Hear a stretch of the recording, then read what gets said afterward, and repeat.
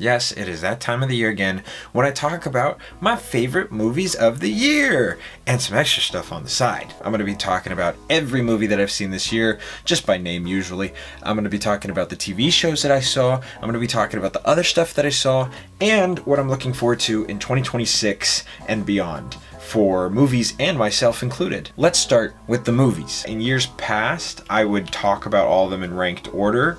I didn't like that, because I don't really want to say any movie's bad, because my philosophy when it comes to movies is my favorite movie could be your least favorite, and your least favorite could be my favorite, you know?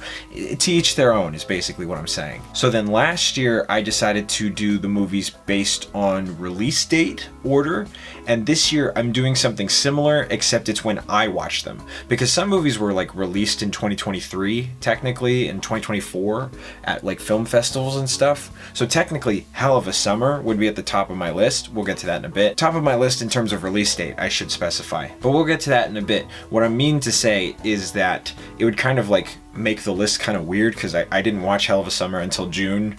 That's just one example, but there was a few movies like that, so I wanted to do it based on when I saw it first.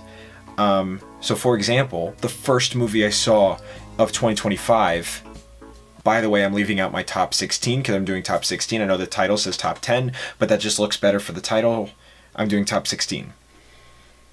But anyways, kicking off our list, all the honorable mentions of movies that I've seen this year, the other 80 movies that I saw this year. Den of Thieves, 2, Pantera. Yes, Flight Risk. I'm pretty sure partial parts of this movie were created with AI. Wolfman, one of my favorite comedy animated movies of the year. I'm not even joking, it was actually really great. Dogman, not joking, had a wonderful time in the theater with this one. Back in Action, Companion, Hard Eyes, Love Hurts, One of Them Days, one of my favorite comedies of the year. Captain America Brave New World. I've talked about my thoughts on this, and honestly, they haven't really changed. I was kind of disappointed by this movie. I think Sam Wilson is such a cool character, and I think that the movie he got was, didn't live up to what it should have been. A really underrated horror comedy with so many great moments in it that I genuinely do adore. The Monkey, an underrated drama thriller. The Last Breath. Nope, Last Breath. There's no the, stupid. The Unbreakable Boy, Mickey 17, incredible movie. The Electric State, a not that bad movie. Everyone said it was horrible. I thought it was actually pretty good. Well, good enough. Novocaine, Paddington in Peru, Snow White. I still defend this movie. No, hold on. Wait, not the movie. I have a video on it. I defended Rachel Zegler and like some of the decisions behind the movie, but also talked about the movie and discussed the important stuff. I think it's a reasonable video. The comments did not, but it wasn't really directed towards the crowd that... It's difficult to defend Snow White when more people who are actively searching it out are searching it out because they hate it, not because they like it. And to be fair, there weren't a lot of people who like Snow White. Death of a Unicorn, Warfare, Hell of a Summer, The Gorge, Drop, The Legend of Achi, The Accountant 2, Amateur, Until Dawn, Fight or Flight, Fight or Flight, Final Destination Bloodlines. Is it controversial to say that this is the best Final Destination movie? Honestly, don't think so. This was incredible. Clown in a Cornfield, Fountain of Youth, Mission Impossible: The Final Reckoning. I hope not. Probably is, but I hope not. Lilo and Stitch. Ballerina, Friendship, Dangerous Animals. This one wasn't talked about enough. This was great. The Phoenician Scheme, The Life of Chuck, Black Bag, How to Train Your Dragon. I don't know if it's because How to Train Your Dragon is one of the greatest animated movies in my lifetime, or if it's because it's not Disney that's making this live action reboot and like some other companies kind of cashing in on it. But I love this. I love this movie. I don't care if it was the same thing. I know it was the same thing, and I know that that's not great for creativity, I guess. But I had a great, wonderful old time. I can't wait for more. Hopefully there's more. A Minecraft movie.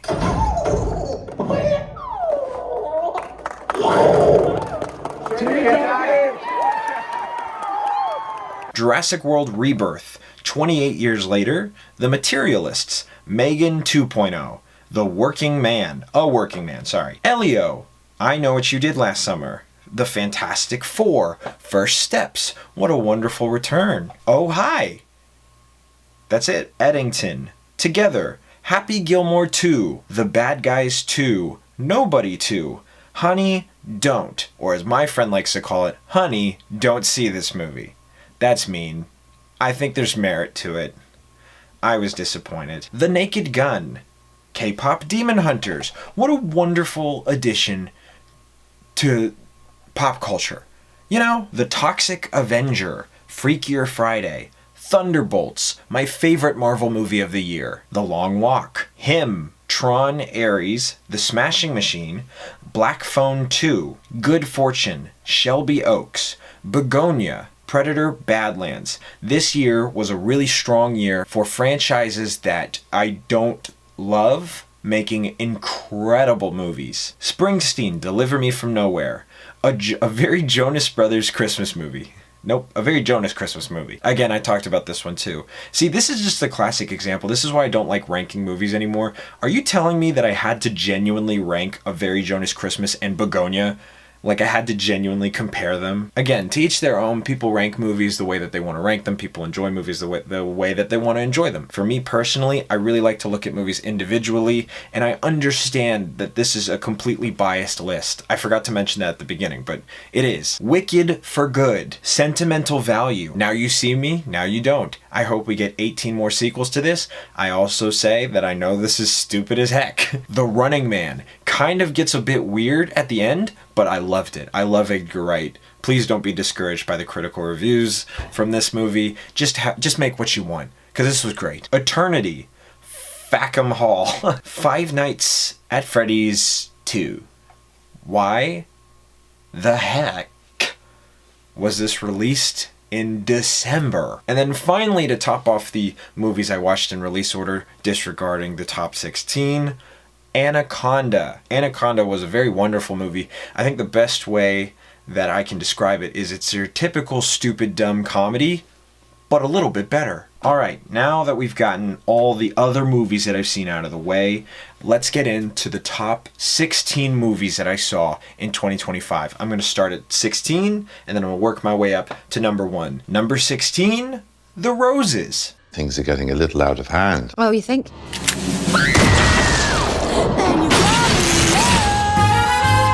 I don't think you have the capacity to fix your problems. Are you actually allowed to say that? That seems unprofessional. Yes, like malpractice. We'll be expecting a hefty discount. This movie's a reboot of a Danny DeVito directed movie, I believe, called The War of the Roses, about a couple that is not doing so hot. Their relationship is on the rocks, and we see that over the years. And this movie stars Benedict Cumberbatch and Olivia Colman. I had a wonderful time in the movie theater. I watched it with my friend Donate. Shout out to Donate. Number 15. I saw this one like 2 nights ago. Zootopia 2. Or it should have been called Tootopia. Or Zootopia. This movie is definitely more of a conspiracy than a mystery versus the first one. But I would say that this is just as good, if not better, than the first one. I had a great time watching this movie. I think they do a really good job balancing the partnership at the center of this film. I also think that they expand the world in a really interesting way. Like, it's not in such a wild way that it introduces like a whole new universe, but enough that you can understand and get on board with and enjoy. Now, I do have one gripe with the movie, but it's not really a real gripe, it's just a gripe. This movie had probably one of my favorite teaser trailers of the year. It was really simple, it was just music, it was just showing off the characters, and it was just kind of introducing you to the story. However, they introduce this character. Ooh, who's this spooky villain? What's the spooky chords? Not in the movie. This person never shows up.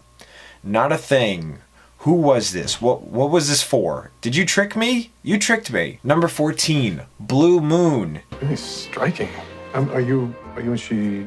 Oh, no. I mean, I'm in love with her, but everybody's in love with her.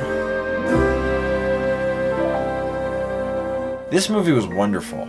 I really had a great time watching it. It's a very slow, deliberate, well-worded, very interesting movie. I had a great time. Number 13, right?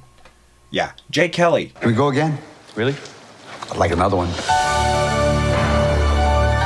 All my memories are movies. That's what movies are for us.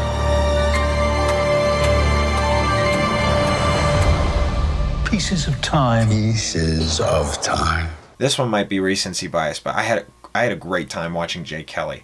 It's not for everyone, but I think the movie looks beautiful. I think the story's really, really, heart-wrenching and very beautiful and personal. I think that George Clooney puts in an incredible performance, and I think that so does Adam Sandler. I really love the story of this movie. I think it's really strong, and another really strong aspect is how they play with memories. I love how they play with memories in this movie and walking into them, discussing them, talking about them. Number 12, a movie I did not expect to love as much as I did. Caught Stealing. Should I stay or should I go? I need to know that you're a guy that can take care of his shit. Asshole! I can handle it. Caught Stealing looks like it's your average, oh yeah, it's like a grungy, 90s thriller, drama action movie. Nah, it's much deeper than that, and it is incredible. Number 11, a beautiful, cute British comedy with so much heart and beauty. I love it for a lot of reasons. The Ballad of Wallace Island. Wowzers in your trousers. Yeah, the waves. No, shut up, don't say mate. Yeah. Oh, yes, indeed. You may not have heard of this movie. It stars Tim Key, a really incredible comedian, Carey Mulligan, and I want to make sure I get the main actor's name as well, Tom Basden. This movie was based off of a short film, funny enough, of the same name, if I'm not mistaken, and it's very similar to the plot, just with some more added, wider details to spread it out more. This movie was incredibly sentimental. I love it a lot, especially because I love Europe. I've traveled there a few times, and it's always been a very wondrous experience, and this movie has a lot of that personality, of course. The music is a really strong theme throughout. The romance, kind of, is really strong. The relationship between Tim Key's character and Tom Basden's character, just good stuff. Number 10, F1.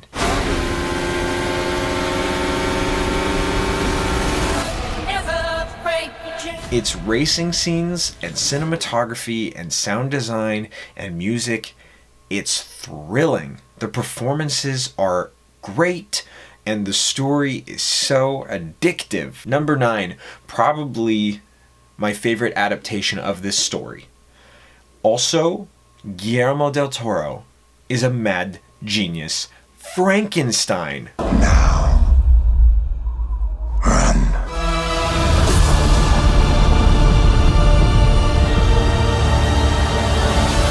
It isn't an exact copy of the original story, but it's very close, and it feels like what I read when I read the initial story years ago. Oscar Isaac stars alongside Jacob Elordi and Mia Goth in a retelling of Mary Shelley's Frankenstein that is so gothic and dark and dreary, but beautifully written, beautifully shot. The set design, the props, the makeup. Oh my goodness, the makeup, the directing, the cinematography. This movie feels like what Frankenstein should look like at all times. As in, this is the required creativity and cinematic expertise for this kind of story. Number 8, Rental Family.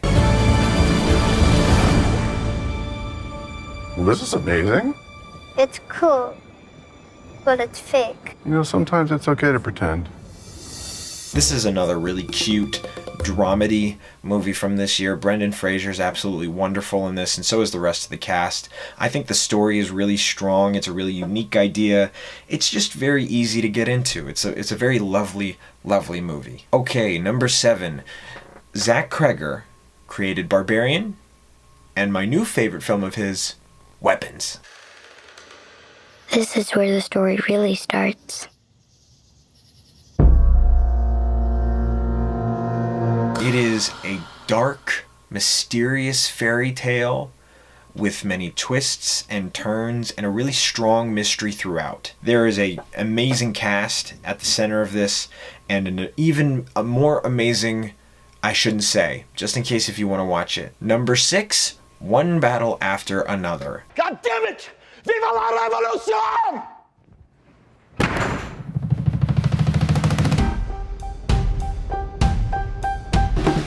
I don't really want to get into this one too much just because I think everybody said everything that can already be said.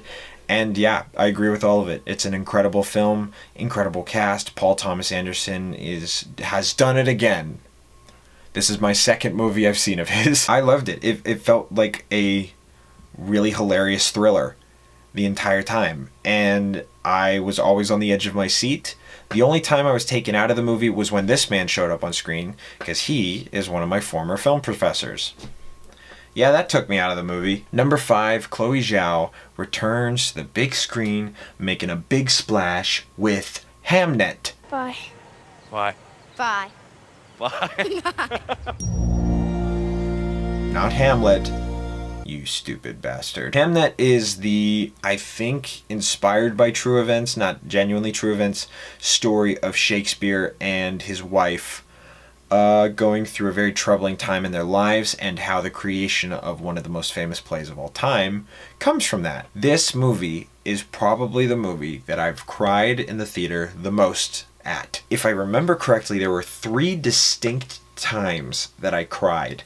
2 of them were during a pretty heavy scene, and one of them was closer to the end, because I just love how this movie shows how theater can help people grieve and feel emotions that can make them better. Okay, number 4. I think we're getting close to like the movies that you're kind of expecting me to say if you know me, and yeah, this is definitely one of them. Number 4. 1A! 1A!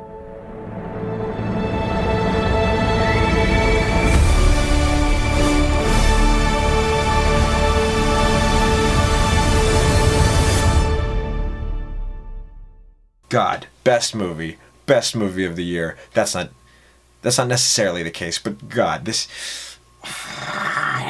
What I love about this movie is it wasn't a movie that I was like, I'm so excited for the DC universe. It was a movie that I was like, I love Superman. I'm so excited to see what's coming from Superman next. Also, can't wait for the DC universe. It was individual. It was incredible. It was colorful. It's everything that I wanted superhero movies to become ever since we've kind of hit that slump or that superhero fatigue. Is it a perfect Superman adaptation? No. However, is it an incredible current Superman adaptation created by the incredible James Gunn? Yes, it is, and definitely true for that last part. I swear, I can't stop smiling all throughout that finale sequence of the movie. There's plenty of times where I can't stop smiling, but God, that finale sequence is just so strong. Number 3, a movie I was not expecting to love as much as I did. It was one of those horror movie trailers that I've stayed away from because honestly I was kind of freaked out. It just sounds gory. It sounds... I'm not super into demonic stuff because I'm just kind of like, they're all kind of the same. I get the idea. They're not really like... It's hard to find like really creative stuff. But hey, if I hear good reviews, if I'm slightly interested, and definitely if I'm free on a Tuesday night, might as well go see a movie. Thank God I saw Bring Her Back. We can bring her back. Another movie where I had a few times crying in the theater because the Philippo brothers who created Talk to Me, what a heart-wrenching movie. This horror film is so densely layered with story and horror, really so many different levels of horror in the most terrifying ways. The movie has a mystery similar to Weapons, and it unravels in such a fascinating, brilliant way.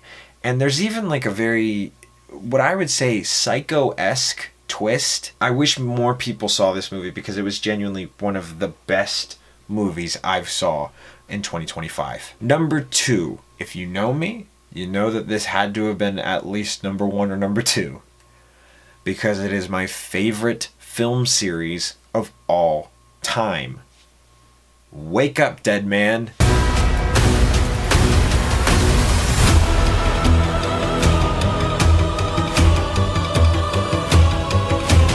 Another incredible, thrilling tale of mystery and deception and intrigue with Benoit Blanc hot on the trail. This time Josh O'Connor is like our lead and the good person that we're following throughout this story, and he leads an incredible cast of different suspects and characters, all played by incredible performers. It's really incredible what they're able to get away with, and God damn it, I love Benoit Blanc. Wake Up Dead Man is absolutely one of my favorite movies of the year. I mean, I love any Knives Out movies, and I can't wait to see more. Please, God, let there be more.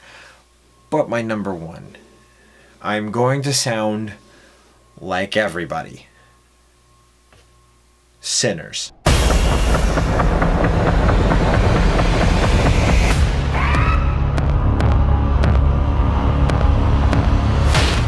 Talk about a movie you did not see coming. Yeah, this movie looked like it was going to be great, but it was even better than perfect. It is a horror movie at its finest. There is so much theme and storytelling in this film, but the music elevates it literally and figuratively. The terrifying elements of the vampires, but also the social commentary is really strong. The performances are beautiful. The cinematography puts you in the mood correctly. It's just all brilliant, and it comes from the creative genius Ryan Coogler. It is a cultural milestone of 2025. It is one of the biggest movies of this year, not so much financially, but definitely critically. The audiences all over the United States and all over the globe saw this movie for what it was. Brilliant. Perfect. Amazing. Sinners is incredible. Sinners is the best movie of 2025, in my opinion. But hey, You know, that's just like your opinion, man. this is just what I think, and even then, I'm not always up to watch Sinners. I'm not always up to watch Superman. Sometimes I could be like, hey, I just kind of want to throw on a good movie. Dogman, Companion. These are my favorite movies of the year. It's why it's called my top 10 movies of 2025, not top 10 movies of 2025. And yeah, what a great year for movies. Now let's get into the TV shows. This one's not ranked. This is just based on release date, and I'll just kind of go through them. I'll talk about some of them if I really want to. Starting with Traitors, Season 3. I ended up watching the whole... No, I didn't. I just watched some of the other shows. This season really aggravated me. I forget her name, but this contestant on Traitors this season, most brilliant traitor, also the one most screwed over. I was really pissed. Okay, probably my favorite new show of 2025, The Pitt. I am so excited for The Pitt Season 2 coming out very soon. Goosebumps, The Vanishing. Kind of disappointed how this one turned out. I don't know. I think there's a really strong case to be made that a Goosebumps TV show that leans into the Goosebumps can be made, especially like this. Going Dutch, a very small-time, underrated sitcom from this year. Really great. I really recommend this one. Your Friendly Neighborhood Spider-Man. Loved it. Okay, my favorite show to come out in 2025, Severance. Invincible Season 3. Good stuff. I like this way better than Season 2. I liked it just as much as Season 1, but I don't really remember Season 1. So I like this season the best. Paradise, Season 1. Clean Slate, Season 1. Disappointed that it was canceled. Daredevil Born Again. I'm excited for Season 2, but in hindsight, Season 1 was kind of weird. At least compared to what the Netflix show was able to do with the character. The Residents, Dark Side of the Ring, and Stephanie's Places. Those are just my WWE television shows. Adolescence, The Studio, a show that made me so stressed about the industry that I want to get into that it took me so long to get through this. Black Mirror Season 7, The Last of Us Season 2, wasn't a super big fan. Taskmaster Season 19, and hey, I'll just mention it now, Season 20 as well. Great stuff. Probably a show that I was astounded to fall in love with as much as I did this year. Love Island USA. Poker Face Season 2. Squid Game Season 3. The Bear Season 4. Now, of the Marvel show, it was one of two. I didn't watch Eyes of Wakanda, but of the Marvel shows that were released this year, Ironheart, was awesome. How did people forget this one existed? This was amazing. I had an incredible time. It's Always Sunny in Philadelphia, season 17. Wow, we are so back. Dexter Resurrection. I have to say it. Dexter's back. I wasn't a super big fan of New Blood, and I was I wasn't as into Original Sin as I would have liked to be. But Dexter Resurrection, I think, pulls it off in a really smart way, and I think brings a lot of new personality to the show that works for me. Okay, this one's a bit weird. South Park season 27, but it was only for 5 episodes, and then they immediately go to South Park season 28. Like mid-season. I don't know why this happened. The Paper season 1. Definitely recommend this one for people who are fans of The Office. It's not as strong, but you know what? Hey, it's not bad. Peacemaker season 2. Only Murders in the Building season 5. Gen V season 2. The Beginning of Abbott Elementary season 5. Smiling Friends season 3. All of those shows I just listed, peak. Loved them. Oh, and that's everything. I have written here the 2 shows that I really wanted to see in 2025, but I missed just because of timing / I don't have Apple TV on my phone. It Welcome to Derry and Pluribus. I will watch those at some point. I just got to get around to them. I've watched a bunch of TV shows this year, not just releasing in 2025, so that's partially the reason why. Let me get to the other stuff real quick. The video game that I played in 2025 that was released in 2025 was WWE 2K25. And that's it. The comedy specials I saw this year, these are just the usual suspects that I usually always watch. Gabriel Iglesias, Legend of Fluffy, Bill Burr, Drop Dead Years, Dave Chappelle, The Unstoppable, gonna stop there, and Tom Segura, Teacher. Good stuff, you know, had a great time. And I didn't even get to watch any short films this year. Nor did I get to watch any documentaries. I say get to, I didn't have any drive to see any particular ones. I did watch documentaries and short films this year, just not releasing in 2025. I don't know, I didn't really watch much else in 2025. Does Hamilton count? Hamilton was a big one. How about Jet Lag? Jet Lag is a great show on YouTube. Go watch it. And I'm also very excited to do YouTube in 2026, but for different reasons. I think I am going to stick with what I've been consistently doing, which is like a 24-month, like maybe some videos for Halloween.